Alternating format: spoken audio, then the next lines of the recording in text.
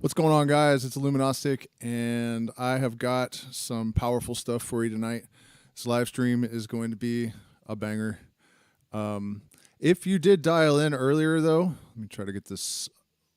It's really hard for me to make any adjustments because the lag is so huge. If you guys popped on for the live stream earlier, this is basically identical. So just wanted to let you know before I get going that I just, for reasons I don't want to get into, I'm starting over. So welcome, and basically what happened is this morning I was contemplating how to bring more value to my content and how to bring more value to these live streams. And so I went through a logical process to figure out how to do that. And so you bring value by solving a problem. And so I thought, well, what's the biggest problem that I could possibly solve? Because the bigger the problem, the greater the value. And so I thought, well, what are humanity's biggest problems? And of course, there are a tremendous number of gigantic problems all throughout every facet of human existence. But you can make an aggregate and then condense that and distill it, and you will come up with root problems, root influences. And so what I came up with basically was that hate and greed are the two biggest influences that, you know, they're the root cause of the overwhelming majority of humanity's problems. And so we need to distill this even further, though, and come up with one. And so behind greed and hate, there is fear. And fear of what is the next obvious question? Fear of the unknown, fear of death. Those are the two biggest fears that I could come up with, that I could distill from this aggregate of human condition aberrations, right? So then I was thinking, well, you know, okay, so if we're going to solve the fear of death, what is the obvious solution? Psychedelics. There have been tons of studies. Cancer patients given psilocybin were able to come to terms with their impending death, you know, terminal cancer patients. What's up, Fernando? People that had anxiety with a death anxiety comorbidity at Johns Hopkins also were able to greatly reduce their anxiety about death by taking psychedelics. So I thought, okay, well, there's one potential solution, but we need to do more analysis and take a look at the culture and its constituent elements and figure out, you know, where did they come from? So if you are looking at culture and trying to figure out what its elements are, we have sciences, art, philosophy.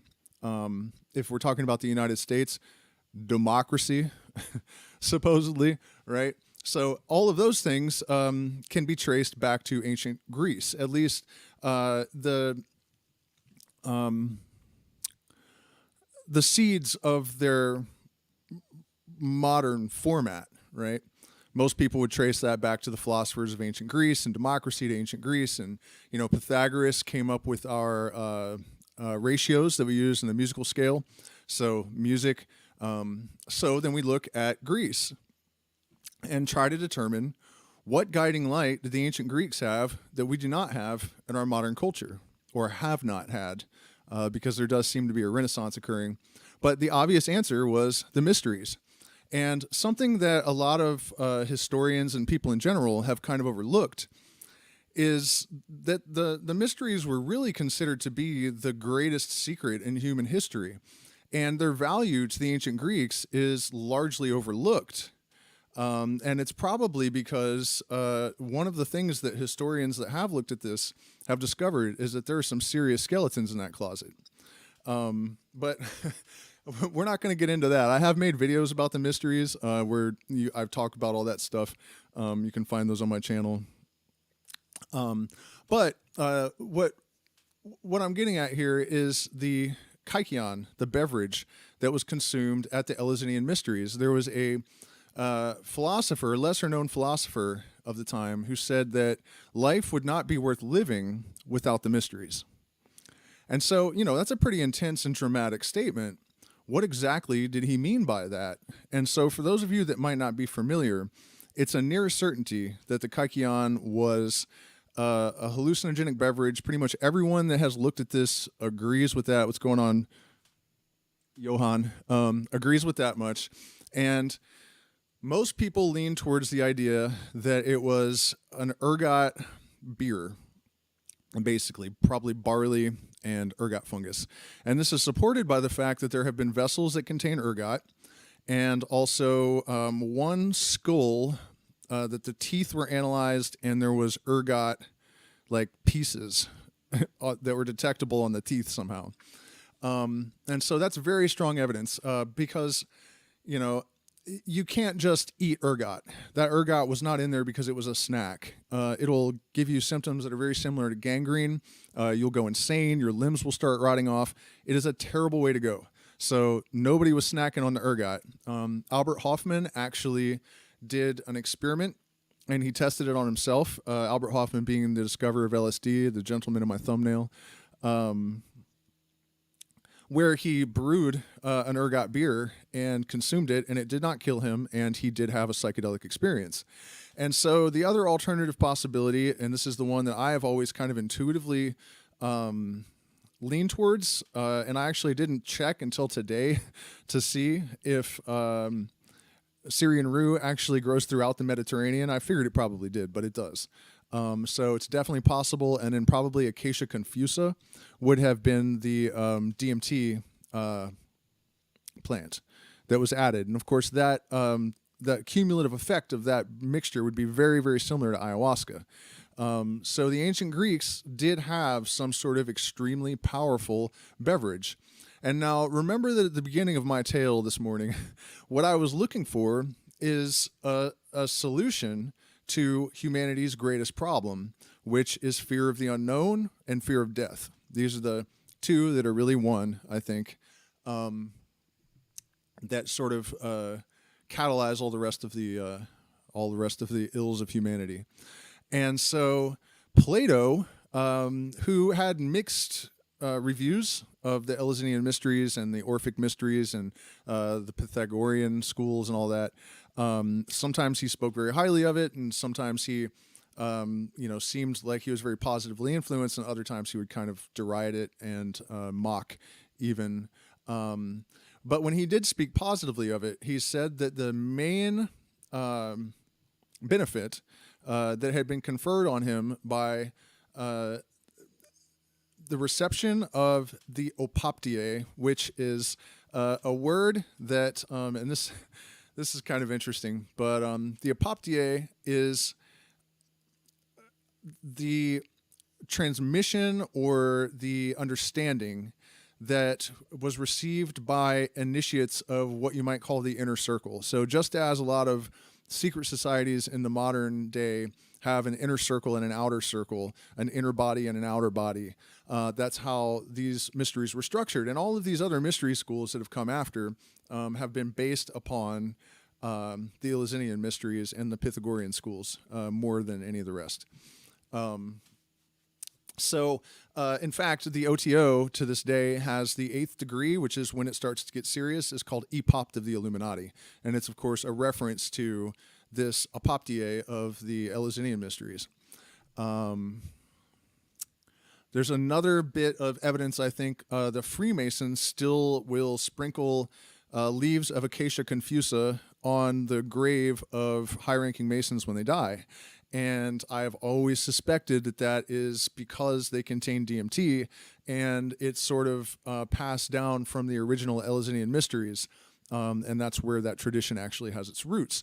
So we have these, still to this day, a lot of these threads that came, originally from these ancient mysteries. There was another aspect. Oh, of course, the threat of death if you divulge the secrets is another. And this is why we don't have a lot of certainty about a lot of these things, but there is one bit that we are certain about because Plato wrote it down.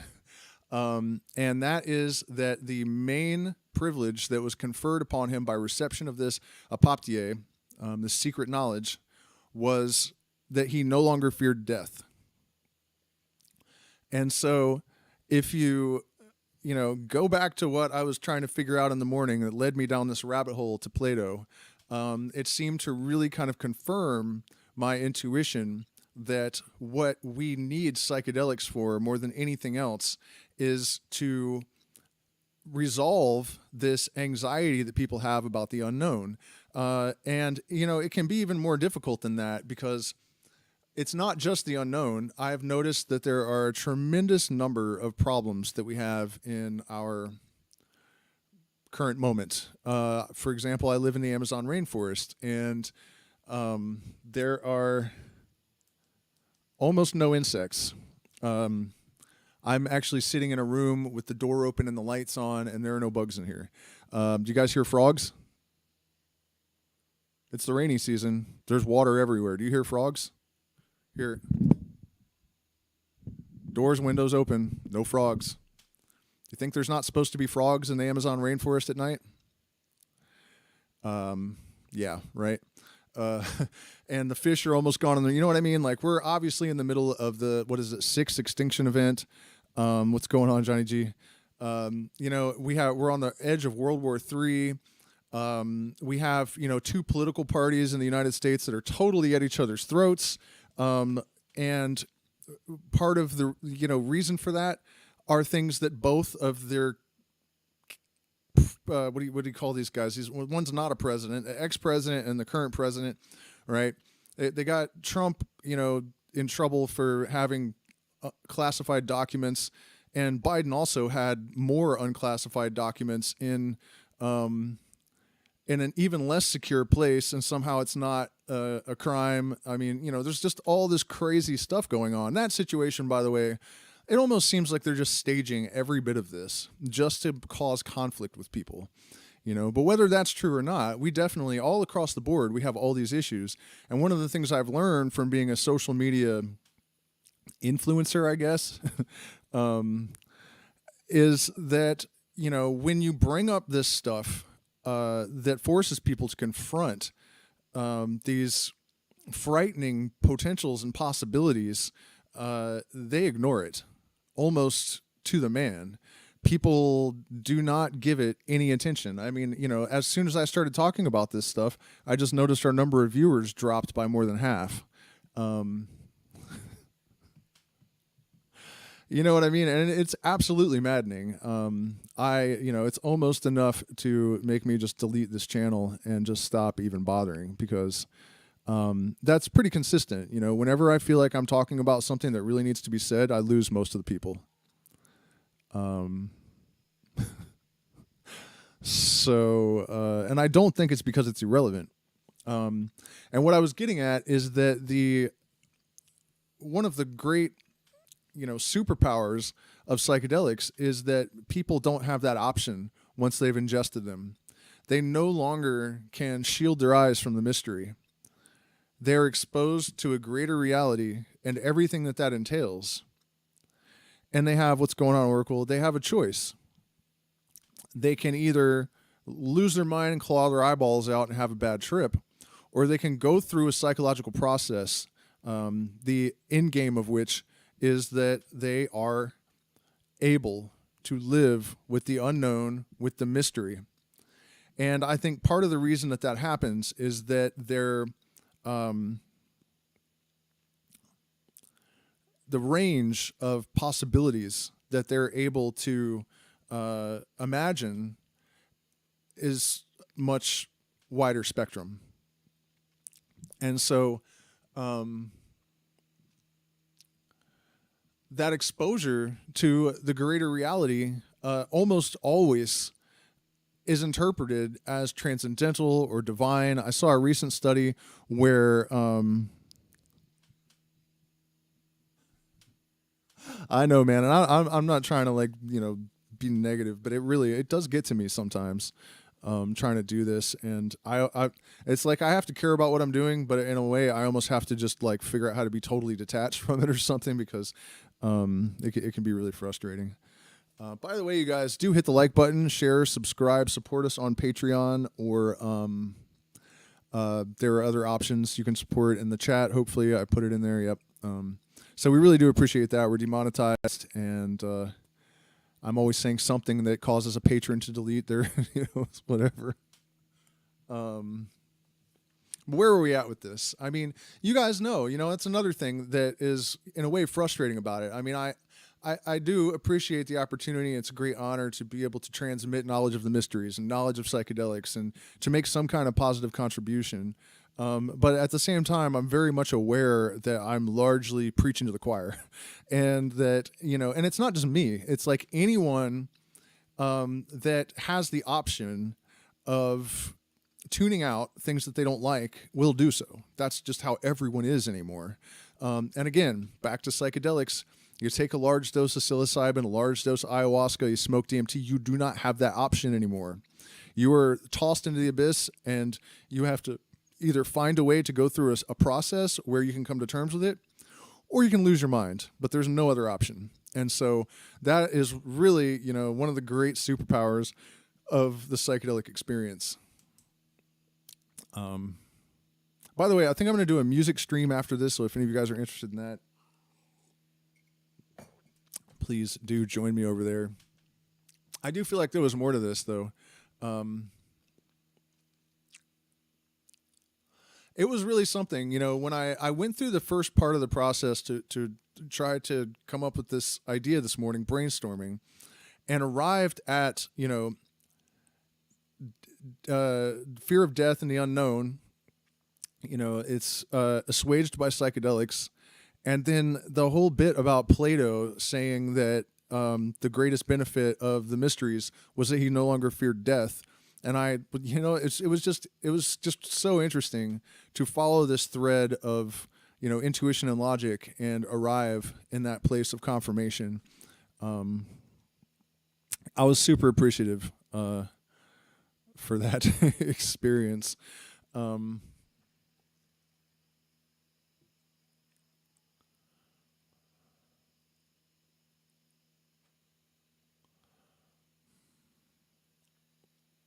I mean, there's just so much to be said about this. It's not just the ability to help people come to terms with death and the unknown, but if we had to settle on one superpower, based on all of this, I would say that is the superpower.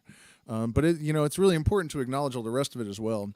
And I think that there are a lot of implications that have arose due to modern research on psychedelics that may have been obvious to a lot of us that took them a long time ago, and I'm sure even thousands of years ago.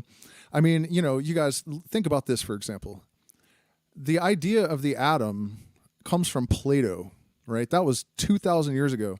There wasn't nary a motherfucking microscope anywhere. I mean, you know what I mean? That's the kind of benefit, the gifts that are conferred by exposure to the universal mind and the expansion of consciousness. I mean, we have made discoveries via psychedelics and other mystical systems that modern science is just barely starting to intuit. And that is incredibly important. But one of those things that I was actually on my way to describing before I got sidetracked there is just the simple fact that the brain scans that have been done on people that have taken psilocybin and LSD are so compelling in the sense that we know that brain activity can be traced by observing the electrical activity. Right? There are different patterns when people are in REM sleep, different patterns when they're thinking about different types of stuff in different parts of the brain. We know that for certain because we can watch it happen. So one of the most, I think, interesting developments and the most important implication that is not yet understood, right? We're back in that mystery again where we don't know what it means yet, but I mean, I think I do, and I'll tell you in a second. But there is, and this is something you got to really think about what this implies. People that take LSD and psilocybin have electrical activity in parts of their brain where there normally is not any ever. And I don't know that a lot of the people that see this information really wrap their heads around the implications of it. What exactly does that mean? And it also is a major blow to people that think that, meditation is better and that you can get there naturally just as well and all of this stuff, because they have done these same brain scans on master meditator monks and they do not have electrical activity in those parts of the brain. So meditation is certainly better for developing discipline and willpower and tranquility and a lot of very necessary attributes, but there is something happening with the psychedelic experience that cannot be accessed in any other way. And there are a couple of things that I suspect about this, because I'm absolutely certain from my own experience that there are capacities of consciousness that are lesser acknowledged. And they also don't seem to be very reliable. This is something that has cast a tremendous amount of doubt upon these mysteries, which is actually something that a great adept of the mysteries once said, that the mystery always casts itself in a way, or the mystery always presents itself in a way that casts doubt upon itself. But the fact that, science says it must be repeatable, right? Or it's not real, it's not valid, it's not, but experiences like telepathy and precognition, I have never been able to do it on command, and I have never seen another person anywhere that could. There is no literature, despite what people say about, vaguely interpreting Nostradamus and getting something out of it, or Edgar Cayce or whatever. None of that stuff is solid. But it does happen. I'm absolutely positively certain that it happens. And I'm also absolutely positively certain that it happens significantly more when psychedelics are involved, particularly, it seems, psilocybin and ayahuasca. Ayahuasca far more than anything else. And of course, the skeptic would say, well, you're having this experience of telepathy more with ayahuasca because it is so much more potent than any other psychedelic. You're just that much more out of your head. Of course, that's just not valid. One of the recent guests at our retreats, which, by the way, we still have some spots in July and November. So you can send me an email if you would like to attend. But one of our guests recently told me, it's like, you're not really altered. You're, most of the time, it's more like you have pushed a button on an elevator and you've gone to a different space. But it's not like being drunk or something where you don't have your cognition. If anything, it's more, it's like hyperdrive for your consciousness, especially after you have, a little bit of experience and you know how to navigate it. Another element of this is that it doesn't necessarily have to happen during the experience. The most convincing instances of ayahuasca telepathy that I've experienced, one of them at least, happened the next day. And another aspect of it that's very interesting is the person that I used to drink ayahuasca with the most, we just sort of developed a permanent telepathic loop. I would sit by him on the bus and I would be thinking about something on our way to the jungle, and he would just start talking to me about it. And it was very specific stuff. In one case, I was thinking that I had just met my partner, Enrica. Of course, we have a child downstairs, but this was way before that. And I had just met her, and I wasn't really sure what I should do about it. Didn't really seem like romantic pursuit was the thing, but there seemed to necessitate some kind of interaction. And I was thinking about the fact that when I saw her for the first time, this voice in my head said, "She will have your babies," which of course happened. And this was the same voice that narrates ayahuasca, and it was the day after ceremony, right?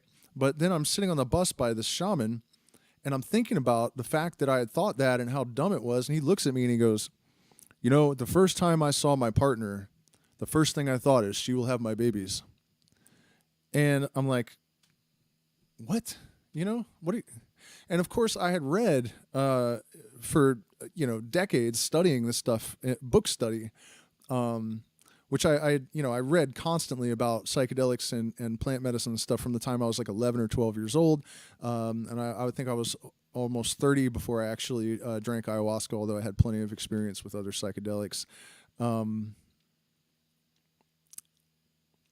But I had read about the accounts of telepamine and telepathine, and the experiments that were done by masters in Houston in 1963 before anything was illegal. So I was well aware of the reputation that this vine had for causing telepathy. But the instance that I'm referencing that was really over the top was this occasion where it was towards the end of the ceremony, so I was kind of on the downside. Medicine was kind of wearing off a little bit, and I noticed that I could see through my forehead. And it was as if I was looking through bone, because it was a little bit orange, like it didn't quite look right, like light shining through bone. I mean, and a mosquito landed and bit me, and I realized after it bit me that I had watched it land with my eyes closed. And so I waved my hands in front of my face to see if I could track the information, the way that it should look. And I stood up and looked up and down the deck, and I could see the railing. I put my hand on it. It was in the exact right space. And I was thinking, man, my mind probably could track all this stuff, but it seems like it's real. I go downstairs. The first thing the shaman says to me in the morning is, you can see through your forehead sometimes when you drink the medicine.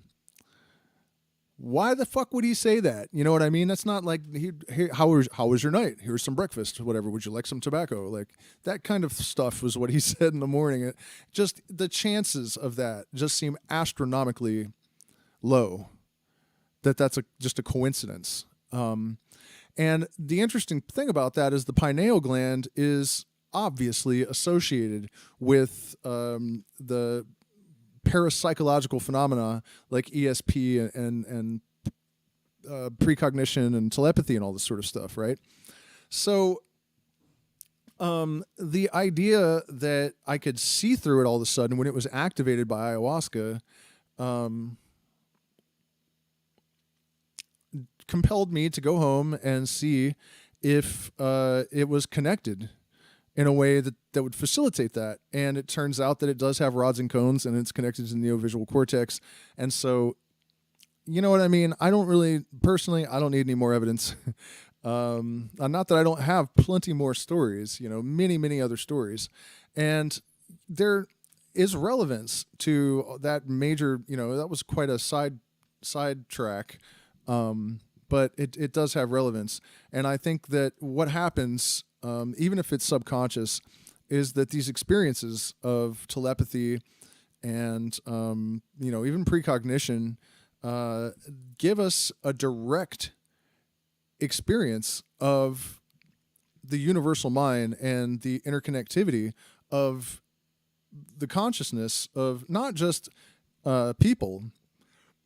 humans, but all of life, because these kind of experiences occur with animals as well. I've made videos about some of those experiences. Actually, I'll share that one. The Yopo one is wild. Yopo, or actually it was a Wilka, but it's more or less the same plant. I felt like I wasn't quite done running through this other. Yeah, the direct experience of this unity is an entirely different animal than conjecture and faith. In scientific Illuminism, which, if I have a religion, that's what it is. Illuminism is basically I don't want to call it a religion. It's not a religion, but it's more like the epistemological parameters that initiates of the mysteries work within. That would be a better way to put it, I think. But you're looking for certainty, not faith. So we don't take our beliefs with a grain of salt. It takes quite a bit of convincing. But this direct experience that confers this certainty in lieu of faith is infinitely more efficacious at catalyzing change and transformation in the consciousness of the person that experiences it.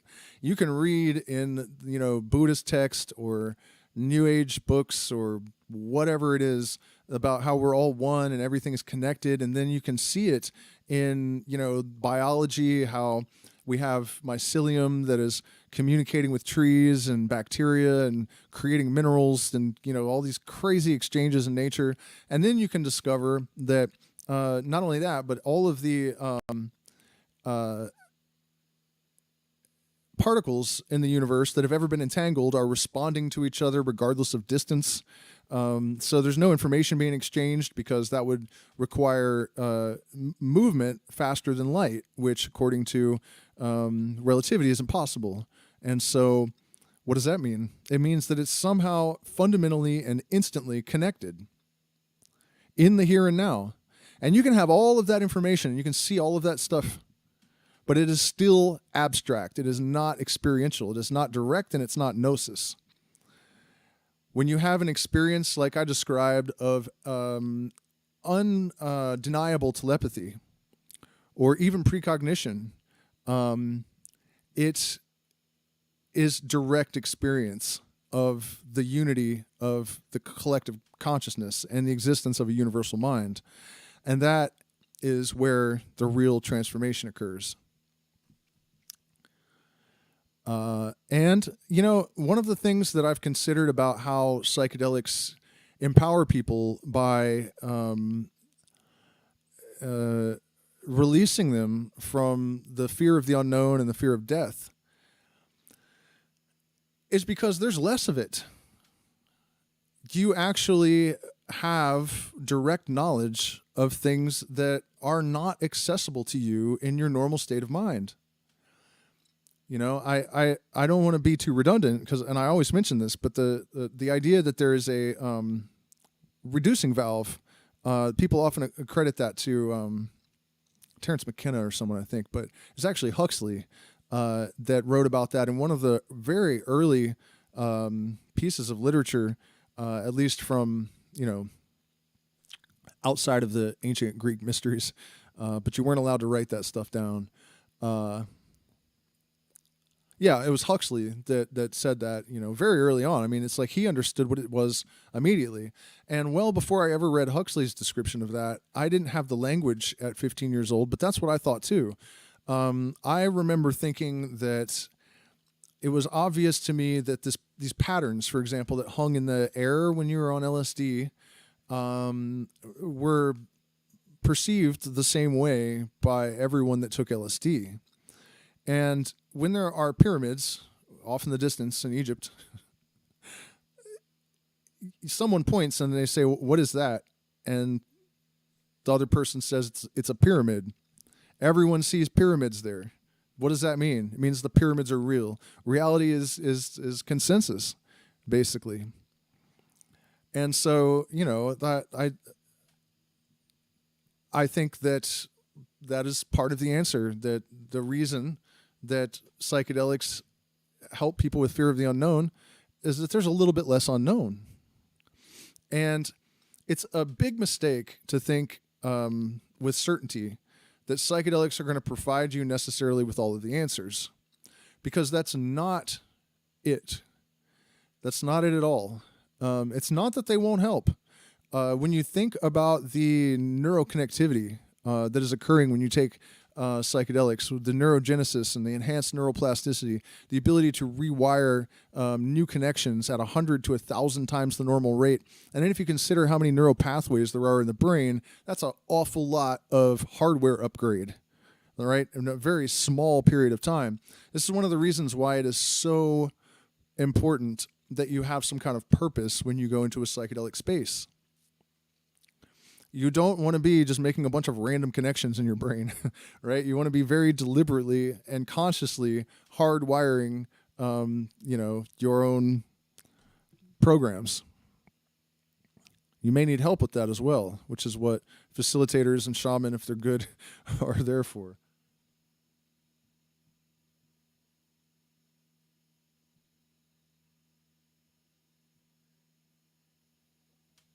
Ayahuasca root, you don't really use the root. In fact, that would be really bad because then you would actually be killing the vine. You use the vine itself, and it's actually really easy to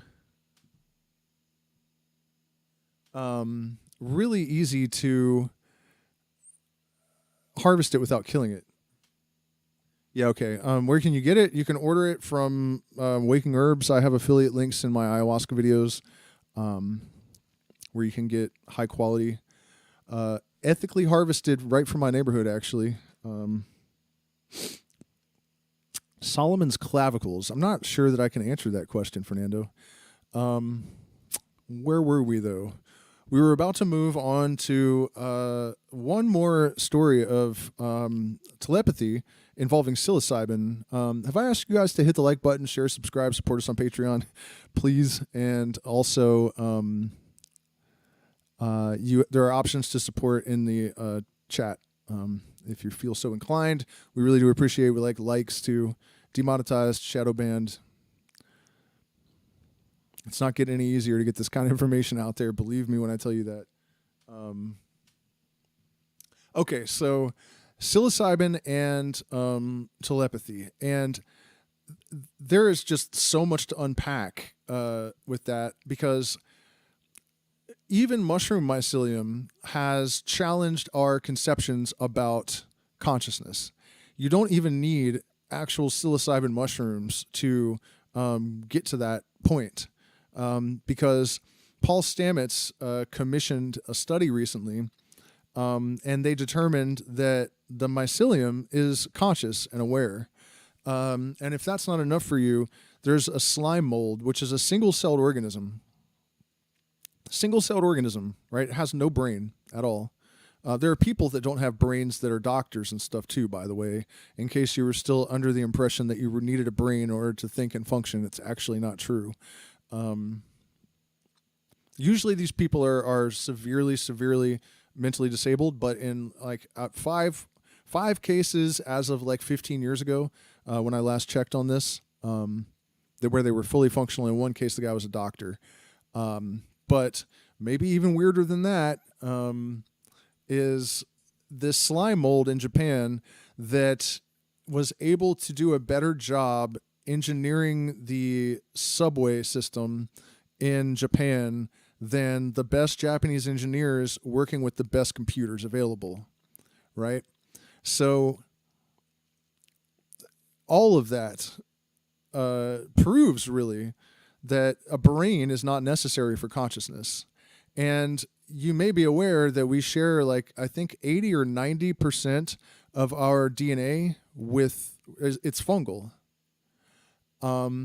So there's something almost intuitive about the idea, something very natural about the idea that we are connecting with this variant of our own species.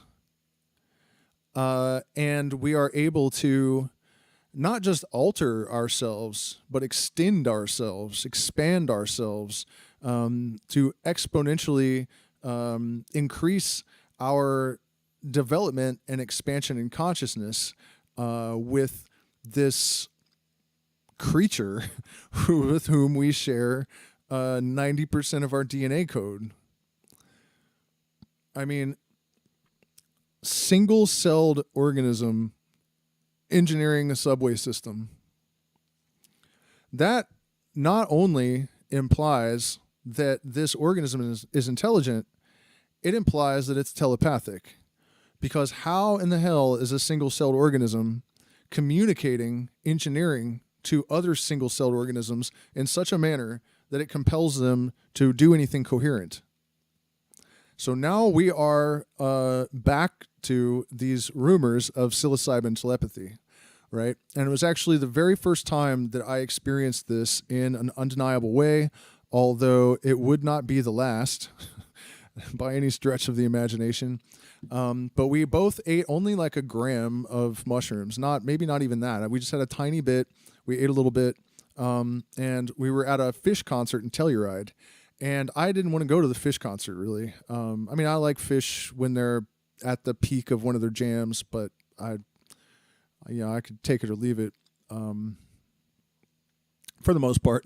Anyways, my girlfriend at the time got into the back of a pickup truck with some people that she knew, and she went almost a mile away, not, in a straight line, but way up this mountain, so they could hear the music from up above Telluride. and I stayed down below, and I went through this really weird experience where I kind of went out to the peaks of the mountain, and I had the distinct impression that I was communicating with God. And remember, this wasn't a large dose of mushrooms. I wasn't like, I had no visuals at all, but I had this, perception that I only took half seriously. And I'm not going to repeat what was said there because I was told never to do that under any circumstances, and I've always taken that seriously for some reason. But I went walking back into the town, and this conversation continued in my head for quite some time. And I got to the car, and I realized I didn't have the keys, and it's Telluride, Colorado. It's getting cold as hell. And on the way to the car, I remember I was kind of upset about something, and a tear dripped from my eye, and I ran into a Burmese mountain dog. All these little details mattered a few minutes after I got to the car, because I realized I didn't have the keys, and I started walking back, and I find my girlfriend in tears, and she's like, I heard this conversation, and she repeats every single word of the entire thing, word for word, every word of it, every fucking word, like, minutes long. And then, and she's like, and then I realized that you were at the car and you didn't have the keys and you needed clothes because you were cold. And she could have intuited that, but she knew every single word of this entire random dialogue. There's just no way. There's no way without being in my head. She knew about the Burmese mountain dog, the tear running down my eye. She knew everything. And so, yeah, that was the first time that I really had this direct confrontation with something that challenged even my relatively open-minded worldview. An experience like that was definitely not on the table as far as I was concerned up until that moment, And so now, of course, with these revelations of the nature of mushrooms and, thinking about the fact that we share so much DNA with these mushrooms, but mostly the fact that single-celled slime mold is able to coherently organize itself in a collective consisting of millions or billions of other single-celled organisms, there's a lot of stuff going on with the implications of all of this fungal revelations.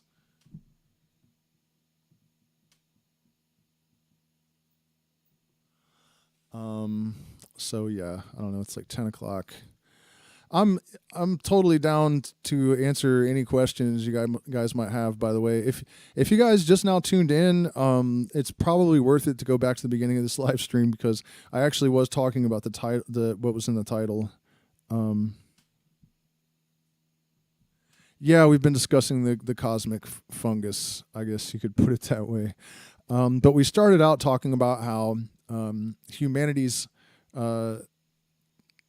problems basically can be traced to hate and greed, which have the common denominator as fear, and the fundamental driving fear comes in the form of fear of the unknown and fear of death, and that led us to the mysteries, and Plato talking about how his experiences in the mysteries, which involved an entheogenic beverage, cured him of his fear of death.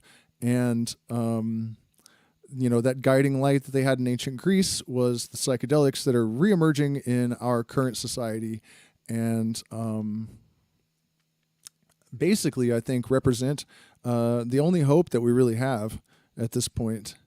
And luckily, there is less resistance than there has ever been, probably in modern history, I would imagine, to these ideas. So I guess I learned from this that I should start my streams later on Friday because there are 18 of you now, and that's not there were not that many earlier. Let's see. Is there anything else that is really relevant to this subject? Because I think I will at least do an hour-long music stream after this. No. Well, he's talking about how psychedelics could help in technological research. They already have. There have been studies that have been done that have proven that Silicon Valley would not exist without LSD. I I can understand, I guess, why it's difficult for people to integrate this understanding that, LSD, psilocybin, ayahuasca actually improve your memory and enhance your intelligence and allow you to overcome addictions and what is that, post-traumatic stress disorder, PTSD, all of these different problems that we face. The association with the concept of drug and alcohol and these sort of toxic and violent behaviors that come along with that kind of thing. They still have these associations. A lot of people are still carrying around the burden of indoctrination and brainwashing that was extremely intense, from the 1950s through the 1990s. But I think it's become pretty obvious that all of the smartest people in human history have taken psychedelics, you know what I mean, without fail. And a lot of them attribute, Bill Gates and Steve Jobs definitely credit LSD with a lot of their ideas. It's pretty evident, and it's a real easy thing to understand.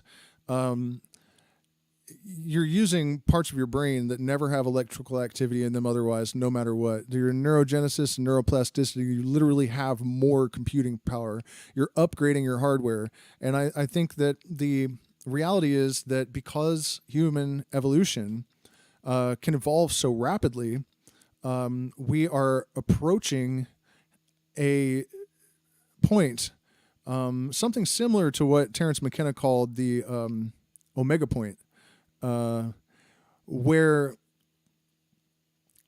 the evolution of consciousness is exceeding, the speed or the trajectory of, or the capacity to evolve that matter has, right? So you're not going to be able to host the consciousness that is available to you without upgrading your hardware. And that is what psychedelics do. It's one of the things that psychedelics do. You have to upgrade your hardware in order to run better programs.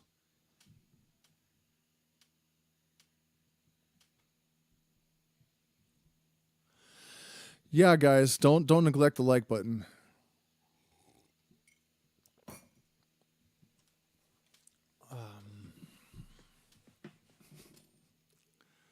What was that?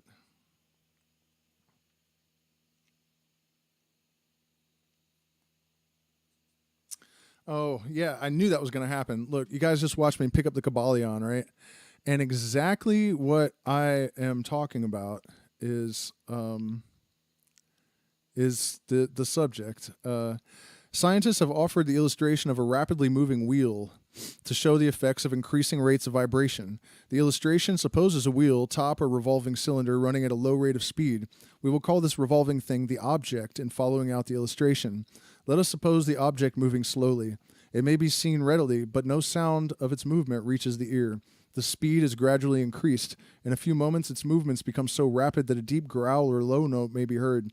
Then, as the rate is increased, the note rises on one in the musical scale. Then, the motion being still further increased, the next highest note is distinguished. Then, one after another, all the notes of the musical scale appear, rising higher and higher as the motion is increased. Finally, when the motions have reached a certain rate, the final note perceptible to human ears is reached, and the shrill, piercing shriek dies away and silence follows. No sound is heard from the revolving object, the rate of motion being so high that the human ear cannot register the vibrations, and thus evolution is required in order for the imperceptible to become perceptible. Then, after quite a time, the eye catches a glimpse of the object becoming a dull, dark, reddish color. As the rate increases, the red becomes brighter. Then, as the speed is increased, the red melts into an orange. Then, the orange melts into a yellow. Then follows successively the shades of green, blue, indigo, and finally violet as the rate of speed increases. Then the violet shades away, and all color disappears, the human eye not being able to register them. But there are invisible rays emanating from the revolving object, the rays that are used in photography and X-ray. Then begin to manifest the peculiar rays known as X-rays, etc. As the constitution of the object changes. Electricity and magnetism are emitted when the appropriate rate of vibration is attained. When the object reaches a certain rate of vibration, its molecules disintegrate, and resolve themselves into the original elements or atoms. Then the atoms following the principle of vibration are separated into the countless corpuscles of which they are composed. And finally, even the corpuscles disappear and the object may be said to be composed of ethereal substance. Science does not dare to follow the illustration further, but the hermeticists teach that if the vibrations be continually increased, the object would mount up the successive states of manifestation and would in turn manifest the various mental stages and then on spiritward until it would re-enter the all, which is absolute spirit. The object, however, would have ceased to be an object long before the stage of ethereal substance was reached. But otherwise, the illustration is correct inasmuch as it shows the effect of constantly increased rates and modes of vibration. It must be remembered in the above illustration that at the stages of which the object throws off vibrations of light, heat, etc., it is not actually resolved into those forms of energy which are much higher in the scale, but simply it reaches a degree of vibration in which those forms of energy are liberated in a degree from the confining influence of its molecules and atoms. These forms of energy, although much higher in the scale than matter, are imprisoned and confined in the material combinations by reason of the energies manifesting through and using material forms and thus becoming entangled and confined in their creations of material forms, which to an extent is true of all creation, the creating force becoming involved in the creation. All manifestation of thought, emotion, reason, will, or desire, or any mental state or condition are accompanied by vibrations, a portion of which are thrown off and which tend to affect the mind of other persons by induction. This is the principle which produces the phenomena of telepathy, mental influence, and other forms of action, and the power of mind over mind, with which the general public is rapidly becoming acquainted, owing to the wide dissemination of occult knowledge by various schools, cults, and teachers along these lines at this time.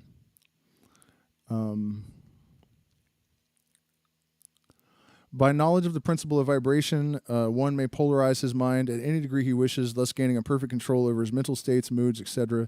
In the same way, he may affect the minds of others, producing the desired mental states in them. And so there was definitely a reference there to the necessity to upgrade the hardware in order to perceive these more fine manifestations of energy. And I've always thought that one of the most foolish assumptions of modern man is that though we are aware of a multitude of invisible forces that we have constrained to our purposes, like electricity, electromagnetism, gravity, that we have discovered them all and also have sort of ruled out the possibility that some of them might be intelligent. And so, you know, in closing, even though it is a very intense period of upheaval, we will probably see a lot of increased chaos over the coming weeks, months, and years. That can all be understood as an absolute necessity to the process of solvet coabula, chaos and order. It is all just a matter of process, and really anyone that is dialed in at all should be more excited than afraid, and certainly not bored, because there has never been a more exciting time to live in human history. Just as there's more potential and possibility that exists on the horizon, it is always going to be met with its opposite and counterbalanced with the potential for danger and destruction and dissolution. But I think that if we're able to walk with our feet below the hells and our heads above the heavens, we may yet survive to see a new stage in the evolutionary process of human consciousness and have fun upgrading your hardware. Cash App is in the description, but here I can, well, if I unplug my phone, actually, here, all I got to do is scroll up to this. I think I can copy it. Let me see. Definitely do appreciate support, you guys. It is, like I was saying earlier, it's just a luminostic, and money sign a luminostic. It's at the very top of the chat. If I don't know if it'll disappear if I, but I can't type anything here. If I unplug my camera, I can.